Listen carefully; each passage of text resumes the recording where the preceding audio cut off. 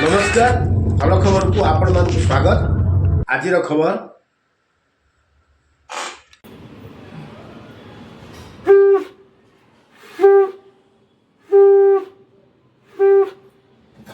गाँ गहली ठारू आरंभ कर सहरांचल हिंदू सधवा महिला माने स्वामी दीर्घमय जीवन परिवार शुभ मनासी सावित्री व्रत पालन कर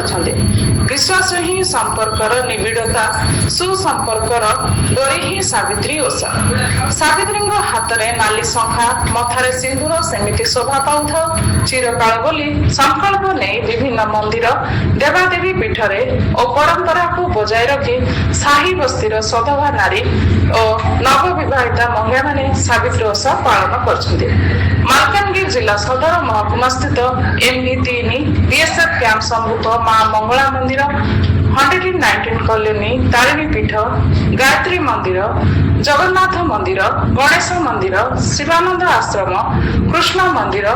रिक्लामेशन कॉलोनी तलसाही कुमटीगुड़ा बुटीगुड़ा सहित कालीमेला पड़िया मोटू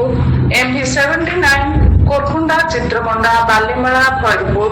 पुड़ुपुड़ गुआ गोविंदपाली पाथिली पांगा पद्मगिरी पांडीपाणी विभिन्न अंचल महिला माने नुआ लुगा परिधान करी विभिन्न प्रकार फलमूल भोग धूप दीप फूल धरी देवादेवी पीठरे गुड़िकरे सावित्री व्रत पालन करने सहित होम यज्ञ करी जम देवता को संतुष्ट करथिले। साधारण बगर महिला मान परी विभिन्न आदिवासी ग्राम आदिवासी महिला माने नुआ वस्त्र परिधान करी जंगलर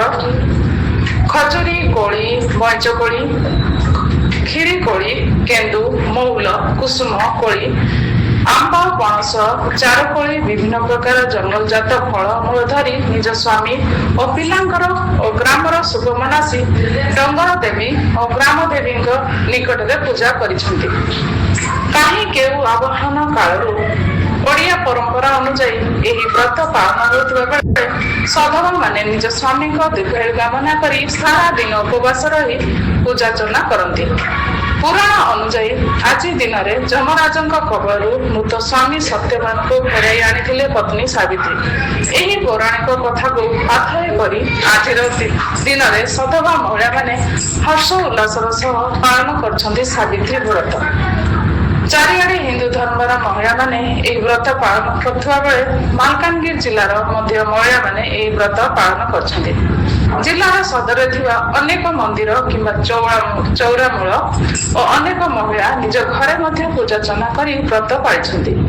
एही अवसर रे सत्यवान और सावित्री प्रतिमूर्ति करी चौरामूले बा ठाकुर घरे